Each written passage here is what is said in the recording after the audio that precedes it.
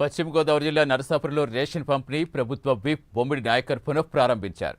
పట్టణంలో 2వ వార్డులో షాప్ ప్రారంభించి లబ్ధిదారులకు రేషన్ బియ్యం అందించారు. గత ప్రభుత్వ హయాంలో అన్ని వ్యవస్థలు నిర్వీర్యమయ్యాయని, అందులో రేషన్ షాపులు కూడా ఉన్నాయన్నారు.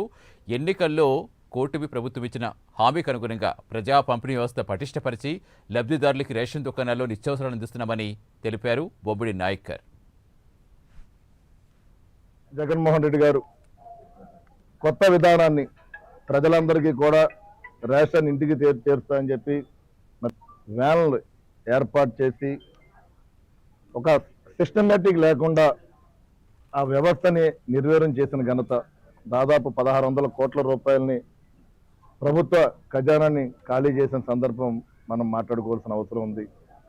మరి ఈ ప్రభుత్వం అధికారంలోకి వచ్చిన తర్వాత మరి రేషన్ డీలర్స్ అందరికీ కూడా ప్రతి ఒక్కరికి కూడా మరి పునర్జన్మ ఇచ్చినటువంటి మన ఎన్డీఏ కూటమి ప్రభుత్వాన్ని మనందరూ కూడా గౌరవించుకోవాల్సిన అవసరం ఉందని చెప్పి ఈ సందర్భంగా